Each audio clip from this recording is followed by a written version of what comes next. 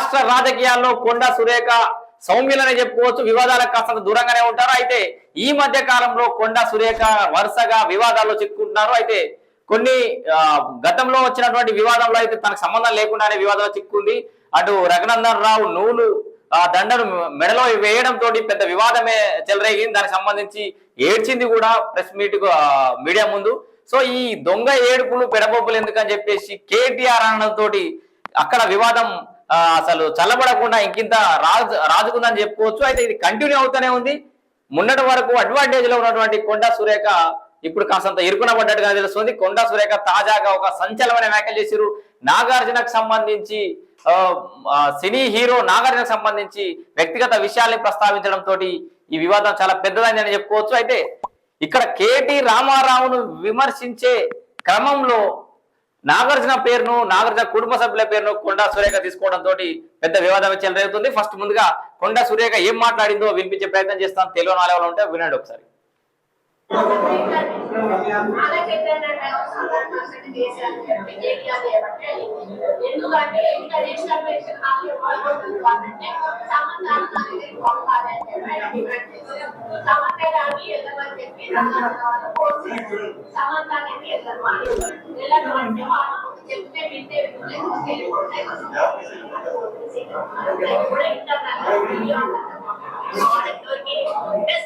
So Konda Surekha గారు చెప్పింది మీకు అర్థం కాకపోయిందా? మళ్ళొకసారి రిపీట్ చేస్తున్నా.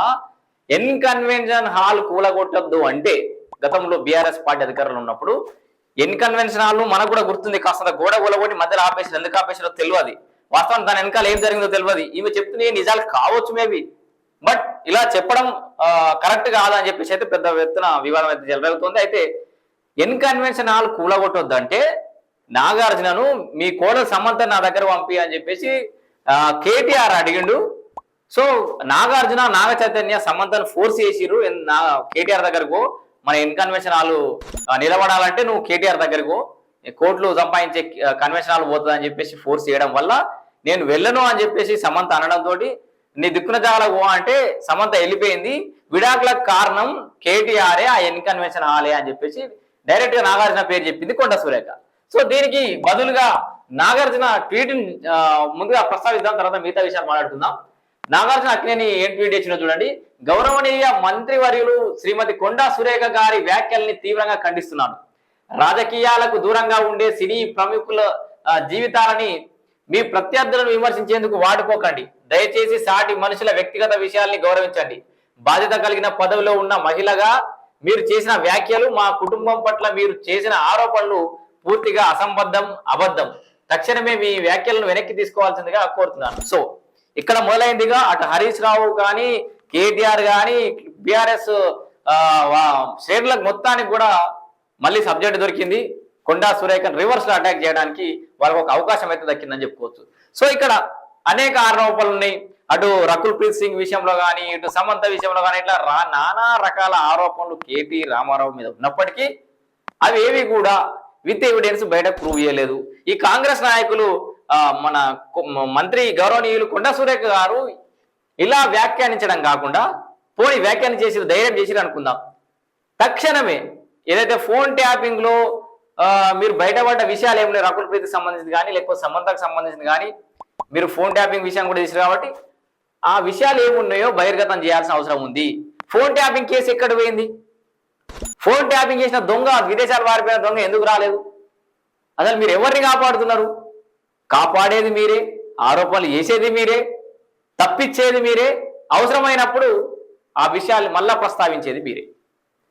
సో ఏ రకంగా ఈ రాజకీయ నాయకులను నమ్మే పరిస్థితి లేదు. రాజకీయ నాయకులు ఒకరి మీద ఒకరు బురద చల్లుకోవడం, వాళ్ళు బట్టలు పిండుకొని రాగానే మళ్ళీ వీళ్ళ మీద వెళ్ళడం, వీళ్ళు వాళ్ళ మీద వెళ్ళడం, ఇది ఒక ప్యాషన్ అయిపోయింది రాజకీయాలలో. సో మొత్తంగా కాంగ్రెస్ పార్టీ మీద, ముఖ్యంగా కొండా సురేఖ గారి మీద బాధ్యత ఉంది. వాళ్ళు పన్న మాటలు కట్టుబడి ఉండాల్సింది. సో ఎలాగైతే కేటీఆర్ ను మీరు అడుగుతున్నారో ఆ ట్వీట్ చేసిరు రఘునందన్ రావు అండ్ కొండా సురేఖ ఎపిసోడ్ లో జరిగినటువంటి ట్వీట్ ఏదైతుందో, ట్రోల్ ఏదైతుందో అది నిజమని మీరు నిరూపించాలి. లేదు, మీకు సంబంధం లేదని మీరు నిరూపించాలి.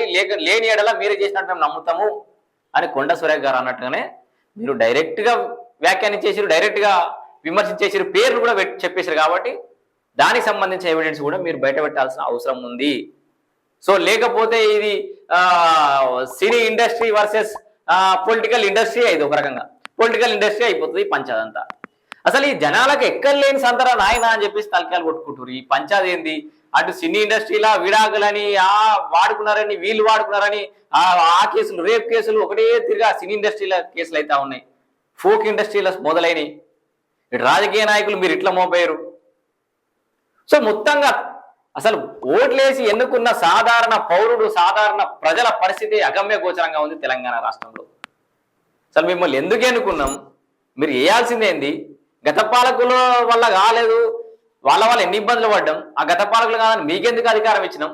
అసలు మీరేం చేస్తారు? రేపొద్దుగా ఇంకేమని ఎన్నుకోవాలి తెలువని అగమ్య గోచర పరిస్థితిలో ఉన్నారు తెలంగాణ ప్రజలంతా. సో 6 గ్యారంటీలు గాలికి వదిలేసారు, ఇంకేవో గాలికి వదిలేసారు. హైడ్రాని ముందడేసుకున్నారు, సంతోషం, మంచి నిర్ణయమే, దాంట్లో ముందుకు పోండి.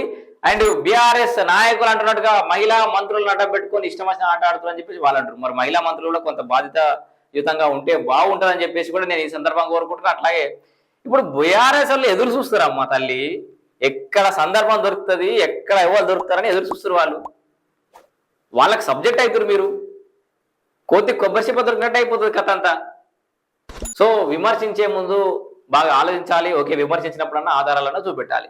సో ఫైనల్ గా Konda Surekha and Nagarjuna and N convention and KTR ఈ మొత్తం ఎపిసోడ్ ఇంకా ఎన్ని మలుపులు తిరుగుతుందో, ఇది ఎంత దూరం అవుతుందో, సినీ ప్రముఖులు ఇంకెవరైనా రేపు ట్వీట్ చేసి ఇంకెవరైనా స్పందిస్తే అది ఇంకెంత దూరం పోతుందో, ఎటు మలుపులు తిరుగుతుందో కూడా మనం ఊహించలేం. మీడియాకైతే రేపటి నుంచి ఫుల్ సబ్జెక్ట్ దొరికింది, ఫుల్ కంటెంట్ దొరికింది పండగ. Thank you. నేను రమేష్ పోతరాజు.